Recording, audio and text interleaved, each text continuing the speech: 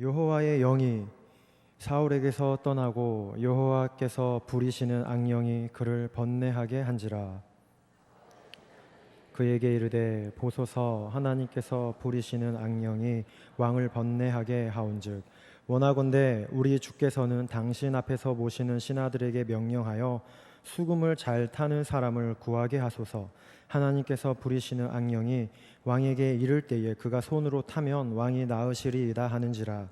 사울이 신하에게 이르되 나를 위하여 잘 타는 사람을 구하여 내게로 데려오라 하니 소년 중 한 사람이 대답하여 이르되 내가 베들레헴 사람 이새의 아들을 본즉 수금을 탈 줄 알고 용기와 무용과 구변이 있는 준수한 자라. 여호와께서 그와 함께 계시더이다 하더라. 사울이 이에 전령들을 이새에게 보내어 이르되 양치는 내 아들 다윗을 내게로 보내라 하매 이새가 떡과 한 가죽 부대의 포도주와 염소 새끼를 나귀에 실리고 그의 아들 다윗을 시켜 사울에게 보내니 다윗이 사울에게 이르러 그 앞에 모셔 서매 사울이 그를 크게 사랑하여 자기의 무기를 드는 자로 삼고 또 사울이 이새에게 사람을 보내어 이르되 원하건대 다윗을 내 앞에 모셔 서게 하라. 그가 내게 은총을 얻었느니라 하니라. 하나님께서 부르시는 악령이 사울에게 이를 때에 다윗이 수금을 들고 와서 손으로 탄즉 사울이 삼쾌하여 낫고 악령이 그에게서 떠나더라. 아멘. 지난 시간에 우리는 사울 왕이 하나님으로부터 버림을 받고 다윗이 이스라엘의 왕으로 또 이스라엘을 거룩한 나라로 이끌어갈 그런 왕으로 기름 부음 받는 장면을 보았습니다. 하나님께서 사무엘에게 베들레헴으로 가라, 베들레헴의 이새의 집으로 가라, 내가 그의 아들 중에서 한 왕을 보았다고 이렇게 말씀하셨습니다. 그리고 사무엘은 베들레헴 이새의 집으로 가게 되었고 거기서 엘리압과 아비나답과 삼마 등 7명의 아들을 면접을 보았지만 다 하나님의 선택하신 그런 사람이 아니었습니다.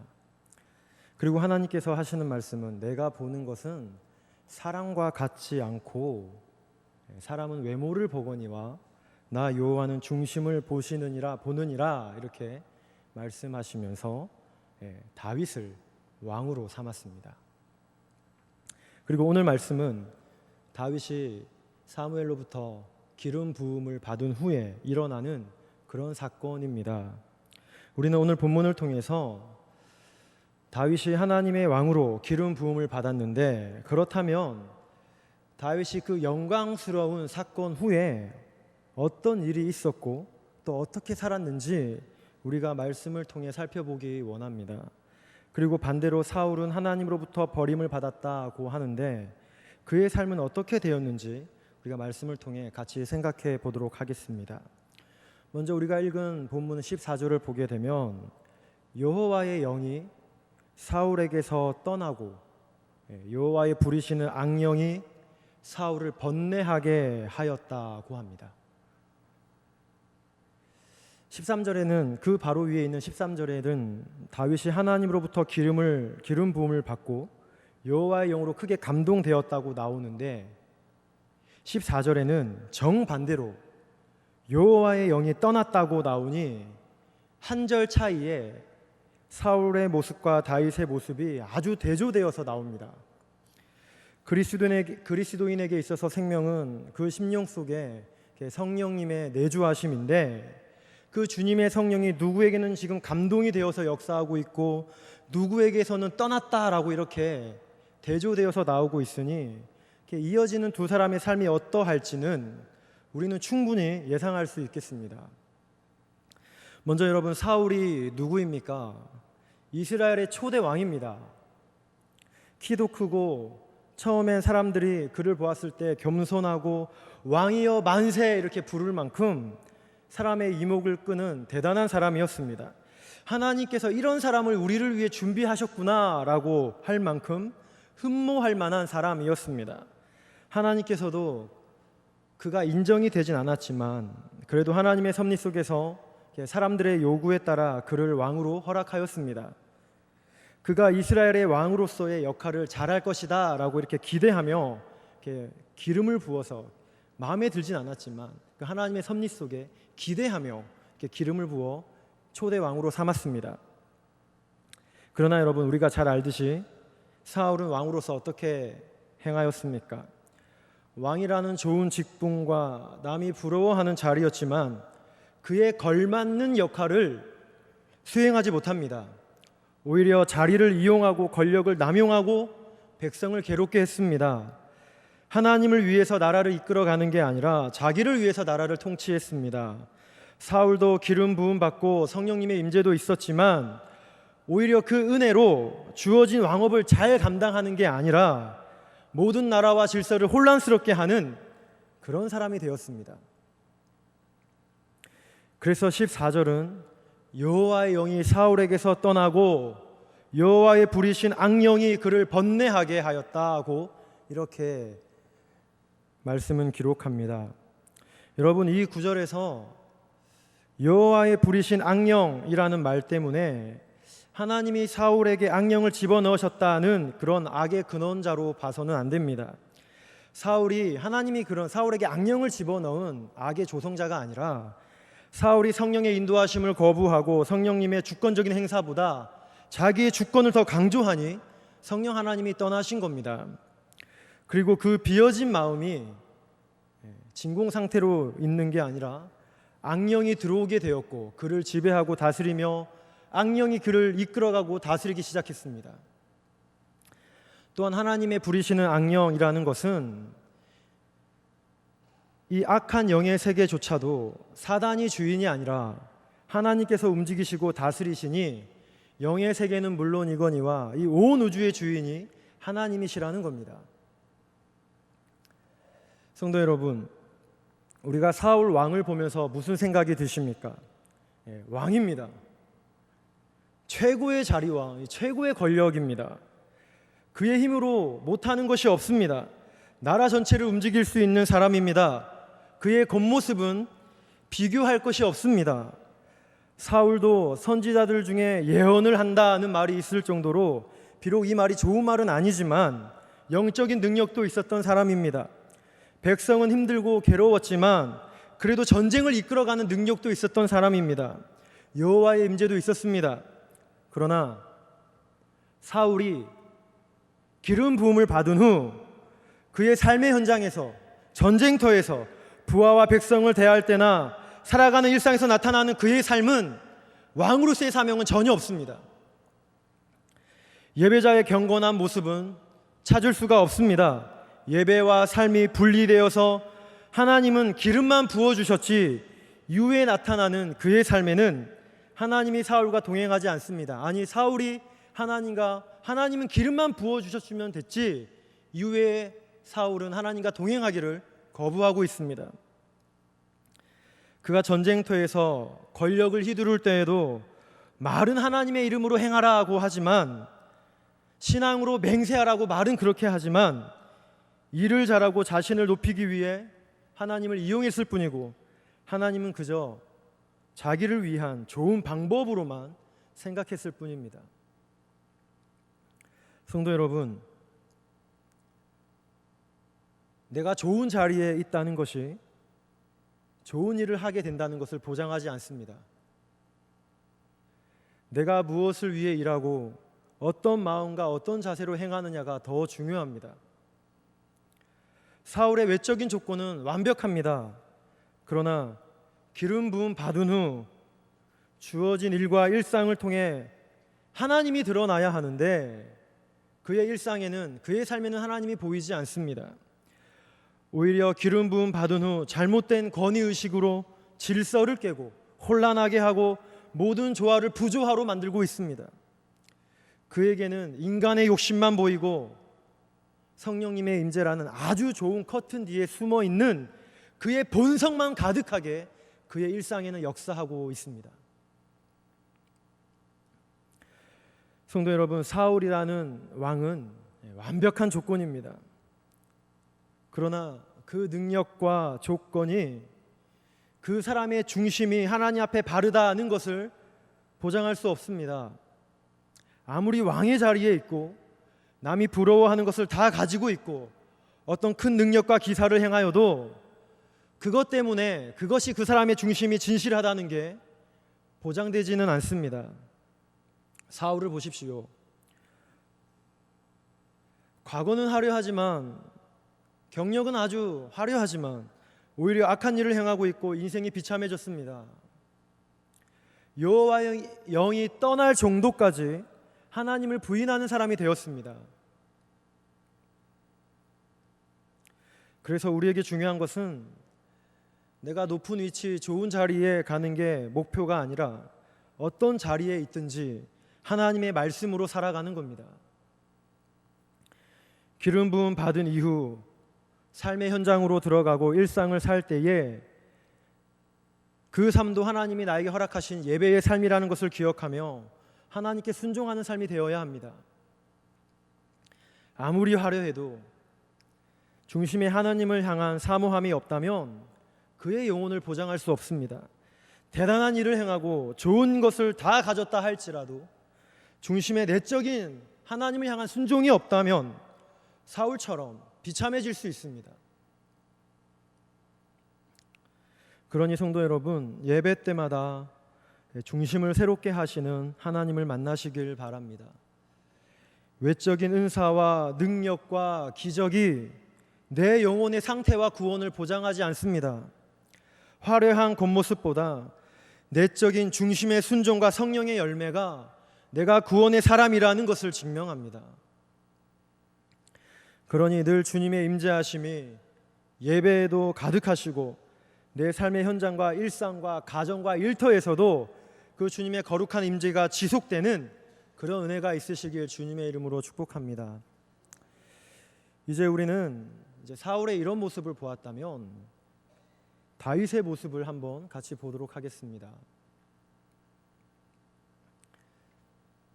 사울이 악령에 휩싸였는데 부하들이, 옆에 있는 부하들이 알 정도로 너무나 괴로워합니다.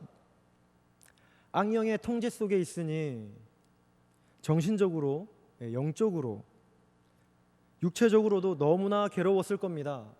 여러분, 사단에 끌려다닌다고 생각해 보십시오. 그것만큼 고통스러운 일이 어디 있겠습니까? 그래서 신하들이 왕에게 제안하기를 수금을 잘 타는 그런 사람을 데리고 와서 연주를 하면 왕에게서 악령이 떠나게 될 것이니 그 연주자를 구할 것을 왕에게 제안합니다. 그래서 사울이 그 말을 좋게 여겨서 신하들에게 명령을 하고 이새의 아들 다윗을 그 연주자로 데리고 오게 되었습니다. 그리고 성경은 연주자로 나타난 다윗을 묘사하기를 수금을 탈 줄 알고 수금 연주를 아주 잘했다는 그런 말입니다. 또 전쟁에 나갈 만큼 그런 무용이 있고 용기가 있는 사람입니다. 구변이 좋다라고 말하는데 단순히 말 잘하고 자기 합리화를 잘하는 그런 변명을 잘한다는 사람이 아니라 지혜와 빛이 있어서 사람을 위로하고 세워줄 수 있고 악과 거짓을 분별할 수 있는 그런 구변이 좋다라는 뜻입니다. 그리고 준수한 사람이라고 또 그를 소개하는데 잘생겼다는 것이죠. 훈남 정도면 적당할 것 같습니다. 게다가 중요한 것은 그 다윗을 묘사하기를 하나님께서 여호와께서 함께 하시는 사람이다라고 이렇게 연주자로 나타난 다윗을 평가하고 있습니다. 그리고 다윗은 이제 사울에게 은총을 받아서 양치기였다가 궁전에서 수금을 타는 그런 연주자로 되었고 이어서 사울 옆에서 무기를 드는 그런 무기 드는 사람이 되었습니다. 들판에서 양을 치다가 궁전에서 왕을 섬기는 일을 하는 그런 사람으로 승진했습니다. 그러면 여러분, 저가 이제 여러분과 함께 더 관심을 갖고 보기 원하는 것은 다윗이 연주자로 나타났을 때에 여호와께서 그와 함께 하시더이다 라는 이런 좋은 평가를, 이런 최고의 평가를 받았습니다. 그렇다면 그가 성경 기자로부터 그리고 사람들로부터 어떻게, 왜, 어디서 이런 평가를 받을 수 있었을지 우리가 함께 보기를 원합니다. 여러분, 다윗은 우리가 지난주에 보았듯이 기름 부음을 받았습니다. 기름 부음을 받으면 왕이라는 뜻인데 그 후에 그는 바로 왕이 되지 않았습니다. 바로 궁전으로 들어가서 왕의 역할을 하지 않았습니다. 왕으로 기름 부음 받았는데 바로 왕으로서의 그런 자리에 가지 않았습니다. 왕이 되려면 적어도 20년 정도의 시간이 더 지나야 나라의 중심부에 들어가서 왕업을 감당하고 나라를 지도하게 됩니다. 오히려 그는 기름 부음 받은 후에 이런 나라의 정치와는 전혀 상관없고 왕업과도 거리가 먼 그런 삶을 다윗은 살았습니다. 그렇다면 여러분,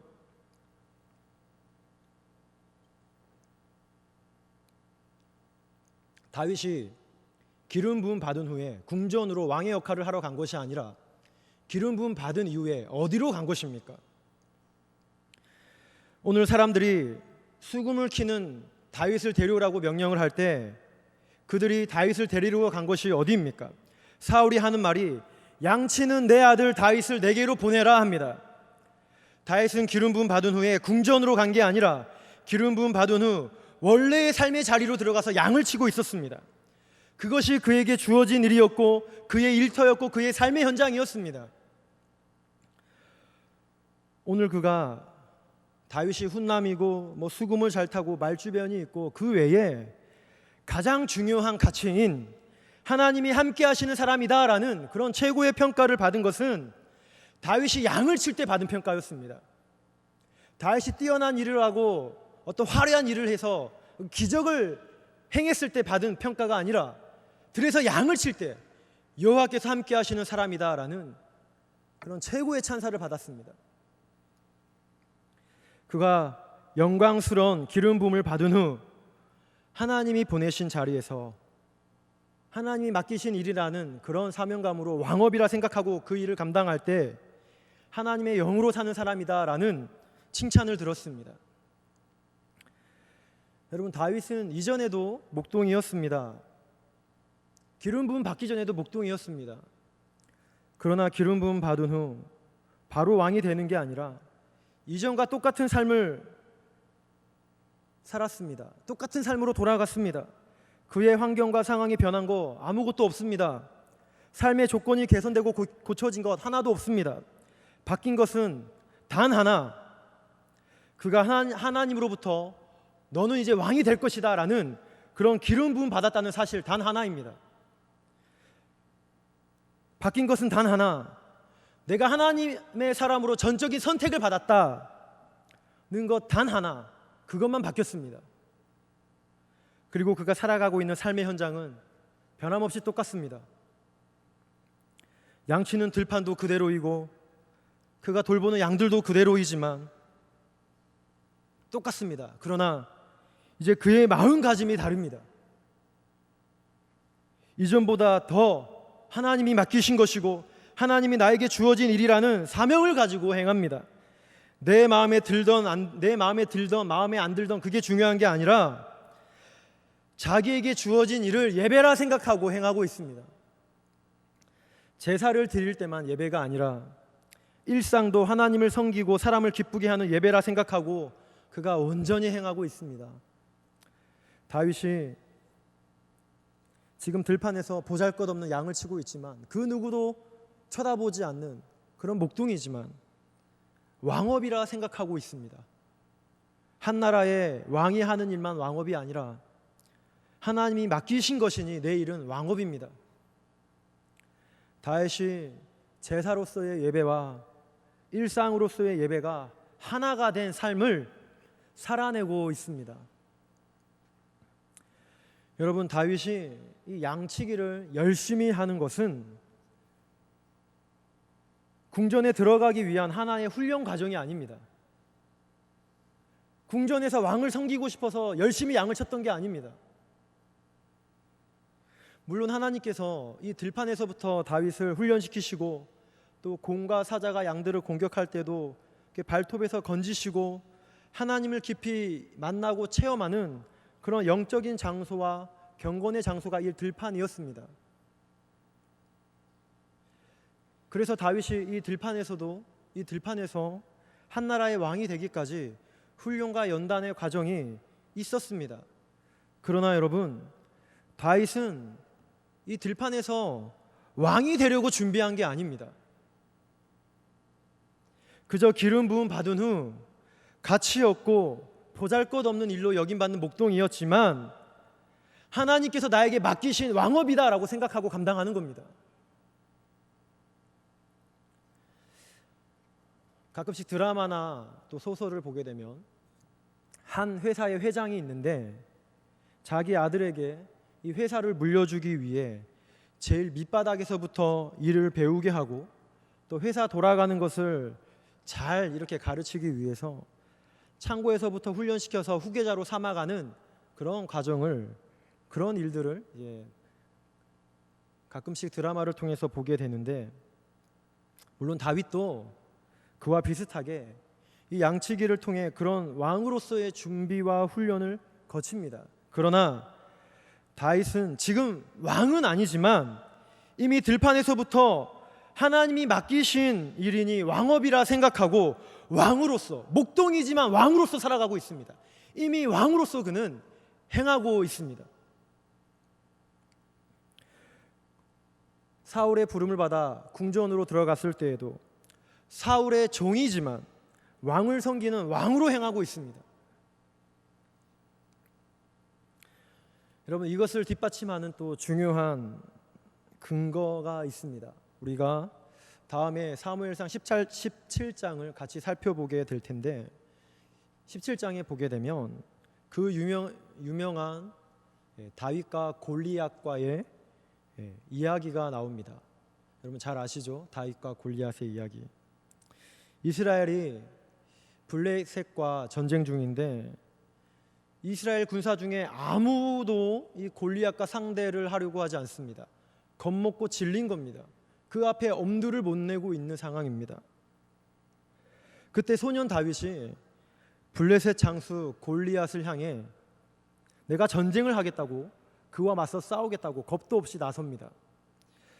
그렇다고 사울이 무작정 다윗을 나가라 이렇게 할 수 없으니 다윗을 불러서 정말 골리앗과 싸울 만한 사람인지 점검을 합니다.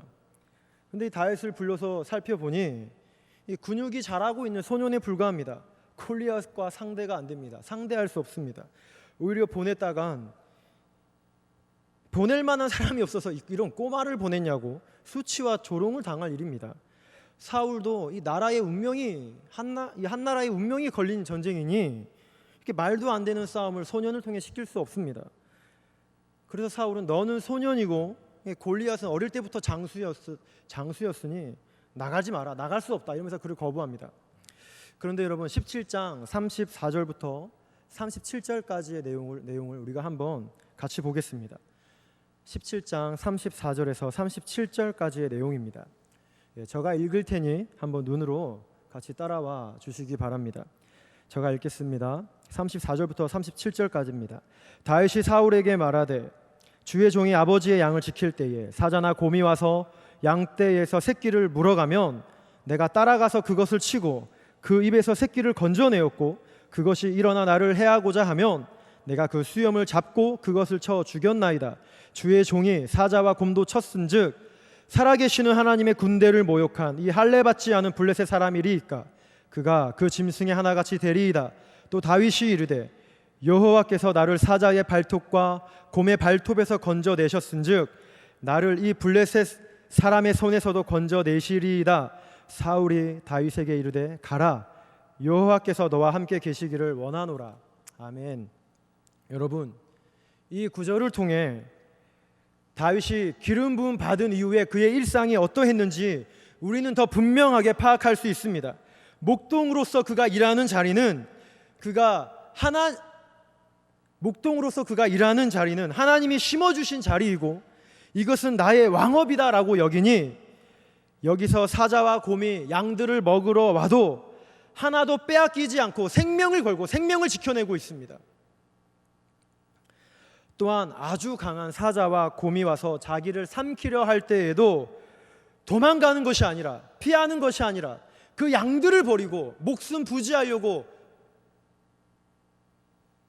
목자로서의 사명을 버리는 것이 아니라 그 무시무시한 발톱에서 하나님이 자신을 건져주셨다고 그 일터의 현장에서 살아계신 하나님을 경험하고 간증하고 고백하고 있습니다. 자기의 삶의 현장 가운데 동행하시는 하나님을, 역사하시는 하나님을 철저히 고백하고 있습니다. 제사 때에만, 예배 때에만 하나님의 임재하심을 경험하는 게 아니라 그 이후에 삶의 현장에서는 더 하나님을 깊이 경험하는 그의 부르심의 현장이었습니다. 성도 여러분, 그래서 다윗의 영성은 현실에 뿌리 박은 영성입니다. 유진 피터슨이라는 아주 뛰어난 영성 신학자가 쓴 책인데, 다윗의 현실에 뿌리 박은 영성이라는 책의 제목처럼 다윗의 영성은 현실에 근거한, 현실에 뿌리 박은 하나님의 임재하심에 기초한 그의 일상이었습니다. 예배당에서만 기름 부음 받는 경건이 아니라 그 은혜로 삶에서도 주님과 동행하며 살아계신 하나님을 만나는 경건입니다. 사자와 곰의 발톱에서도 나를 건지시는 하나님을 체험하는 신앙입니다. 성도 여러분, 우리의 직장, 우리의 일터는 어떻습니까? 다윗이 오늘 여호와께서 그와 함께 하신다라는 그런 인정을 받은 것은 예배 드릴 때 받은 게 아니라 기름 부음 받은 후 그의 일터에서, 그의 삶의 현장에서 그가 보잘것없는 양을 칠 때, 아무도 주목하지 않을 때 받은 최고의 평가였습니다. 여러분, 내가 오늘 살고 있는 가정에서, 일터에서, 삶의 현장에서 어떤 소리를 많이 들으십니까? 우리는 함께 교회를 섬기고 이렇게 교회를 건강하게 세워갈 때에도 교회 안에서도 신앙적으로 긍정적인 말을 많이 들어야 합니다. 그러나 여러분, 그것과 함께 내가 살아가고 있는 삶의 영역에서도 그와 여호와께서 그와 함께 계시더이다라는 그런 소리를 들어야 합니다. 예배와 일상은 분리되지 않습니다. 예배와 일이 따로따로가 아닙니다. 내가 왕업을 감당하는 사람인데 어떻게 악과 거짓을 조장하고 사람에게 고통을 주며 시기와 질투로 일상을 살아갈 수 있겠습니까? 우리가 무기력해진 것은 일터를 빼앗겼습니다. 하나님 중심으로 살아가는, 주님의 임재로 살아가는 그런 거룩한 부르심을 빼앗겼습니다.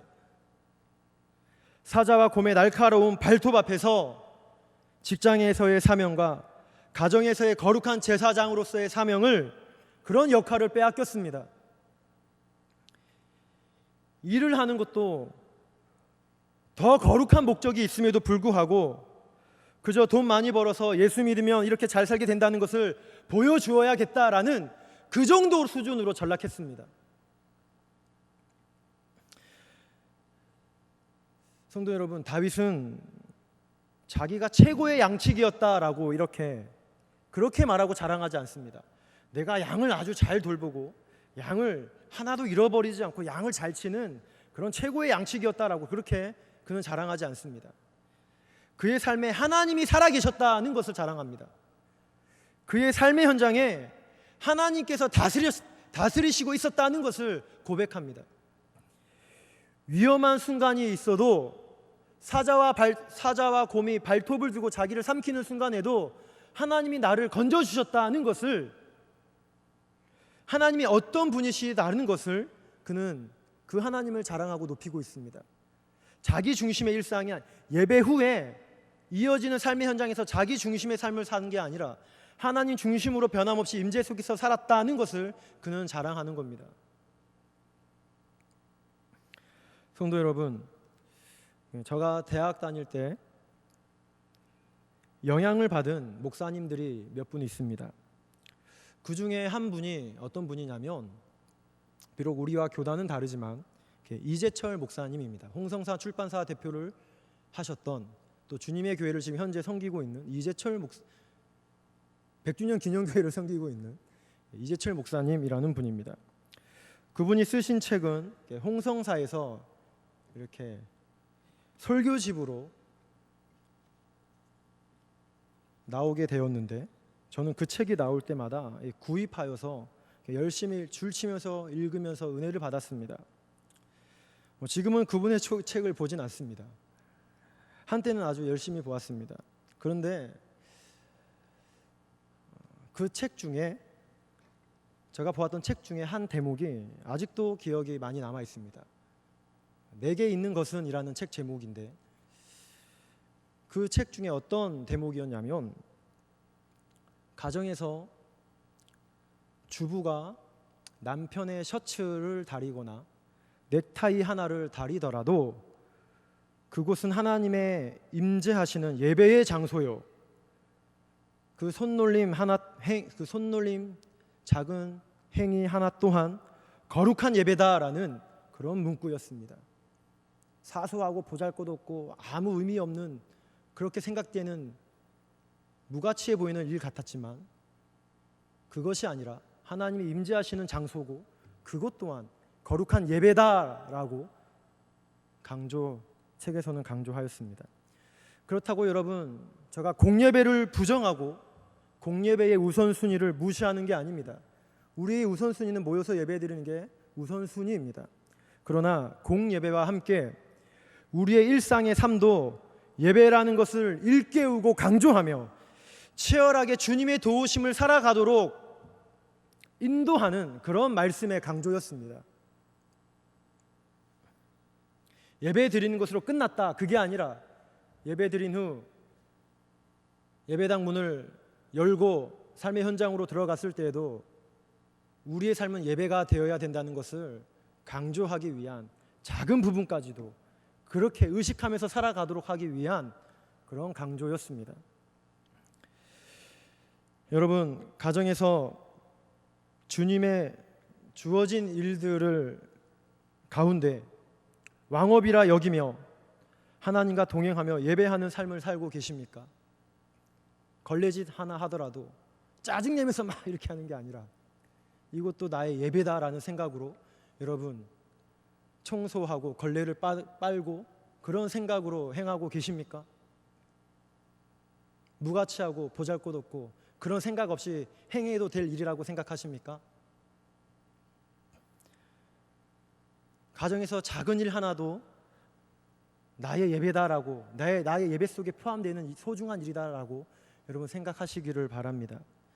그것이 없다면 여러분 짜증과 원망 속에 하나님 없는 예배가 되고 있지는 않습니까? 직장에서의 삶, 학교에서의 삶에서는 여러분 예배가 지속되고 있습니까? 여러분 사랑하는 가족을 위해 식사를 차리더라도 예배의 행위라는 마음으로 행하시는 분이 있습니까? 회사에서 지금 이곳이 나에게 만족이 되든 만족이 되지 않든 하나님이 보내신 자리라는 그런 부르심을 따라 행하고 있습니까? 지금 다니고 있는 학교와 학과가 점수에 맞추어서 우연히 온 것 같아도 그 속에서 주님의 계획과 섭리를 생각하며 선한 인도를 구하며 주님으로 충만한 삶을 살려고 발버둥 치고 있습니까? 성도 여러분, 내가 잘못 선택한 것 같고 그저 지금은 견디는 수준처럼 보여도 하나님의 임재를 구하고 주님의 능력과 도움을 구하여 예배하는 일상이 되도록 그렇게 왕업을 감당하는 사람이 되기를 바랍니다. 그런 사람이 되어야 합니다. 그런 예배자가 되어야 합니다. 여러분, 우리에게 예배 후에 주어지는 우리의 일상은 소꿉놀이가 아니죠. 뽀로로와 친구들처럼 장난처럼 노는 게 아닙니다. 예배 후에 주어지는 우리의 일상은 우리의 신앙이 드러나는 공간이고 영적인 전쟁이 있는 곳입니다. 사자와 곰의 발톱이 언제 우리를 핥힐 수 있는 그런 치열한 전쟁터가 될 수도 있습니다. 주님의 도움이 절대적으로 필요한 곳이고 하나님의 부르심으로만 거룩하게 살아낼 수 있는 삶의 공간입니다. 성도 여러분, 내가 하는 일이 지금 내 마음에 들지 않고 평범해 보이고 보잘것없어 보이더라도 하나님이 맡기신 일임을 알고 왕업으로 섬기는 은혜가 있기를 바랍니다. 우리가 하는 일이 무엇이냐가 중요한 게 아니라 내가 지금 어떤 마음으로 하고 있느냐가 더 중요합니다. 사울을 보십시오. 왕의 위치에서 왕의 일을 하고는 있지만 종만도 못하니 하나님으로부터 버림받으며 일하고 있습니다. 다윗을 보십시오. 아무도 거들떠보지 않는 천해 보이는 일을 하고 있지만 하나님으로부터 인정받는 왕처럼 일하고 있습니다. 성도 여러분, 우리의 일상이 회복되어야 합니다. 우리 중에 지금 하는 일이 다 마음에 흡족해서 하는 분도 있을 수 있고 마음에 하나도 안 들어서 하는 분도 있을 겁니다. 그러나 그것보다 하나님이 나에게 지금 맡기신 왕업이라 생각하고 주님의 충만함으로 감당해야 합니다. 그 현장에서 하나님과 동행하는 법을 배워야 합니다. 그 안에서 나의 본성에 이끌리는 삶을 배우는 것이 아니라 그럼에도 불구하고 하나님이 함께 하심으로 하나님과 동행하는 법을 배우며 믿음으로 승리하는 삶을 우리가 감당하고 배워야 합니다. 내 일터는 돈 버는 곳 이전에 하나님을 경험하는 곳이 되어야 합니다. 내 가정 또한 편하게 쉼만 있는 곳이 아니라 주 안에서 쉼을 누리는 곳이 되어야 하며 내가 갖는 휴식 또한 하나님으로 충만한 시간이 되어야 합니다. 그 어느 것도 하나님의 임재로부터 벗어날 수 없습니다. 여러분, 이것은 허상이 아닙니다.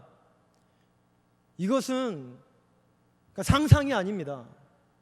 일상에서 하나님과의 동행은 실제입니다. 우리의 공예배가 예배의 능력이라면 그 시간 후에는 각자 받은 말씀을 가지고 삶의 현장으로 들어갑니다. 그리고 그곳에서는 어려운 일이 있을 수도 있고 사자와 곰의 발톱이 우리를 공격하는 일들도 있습니다. 그러나 도망가는 게 아니라 무섭다고 벌벌 떨며 두려움 속에서 못 견디는 게 아니라 하나님이 맡기신 일이니 최선을 다해 섬기며 사명을 다해야 합니다. 때로는 지칠 수 있고 발톱에 피도 흘릴 수 있습니다. 그러나 왕업이니 주님의 임재를 구하며 살아내야 합니다. 여러분, 우리의 일상이 힘들고 피곤한 거 압니다. 성도 여러분, 치열하게 사시는 거 압니다. 그러나 도망갈 수 있는 게 아닙니다. 하나님이 보내신 자리니 믿음으로 살아가야 합니다. 주님의 은혜는, 주님의 믿음은 우리의 일상을 승리로 이끌 만한 충분한 능력이 됩니다. 성도 여러분, 그런 일상에 치열하게 믿음으로 살아가는 사람만이 또 이 공예배를 소중하게 생각할 수밖에 없습니다. 성도 여러분, 우리의 일상과 가정과 삶의 현장이 어떻게 되어가고 있습니까? 여호와께서 그와 함께 하시더이다, 이런 실제를 경험하고 계십니까? 말씀의 결론을 맺겠습니다. 성도 여러분, 오늘 다윗이 수금을 아주 잘 켰다고 합니다. 그러나 수금을 연주하는 실력도 좋았겠지만 마음에 주의 영이 가득하니 감동의 연주가 되었던 겁니다. 그리고 그 부드러운 연주 앞에 사울에게서 악한 영이 떠나고 상쾌하게 되었다고 합니다. 상쾌하게 되었다고 합니다. 사울이 그의 수금 소리에 영혼이 맑아졌습니다.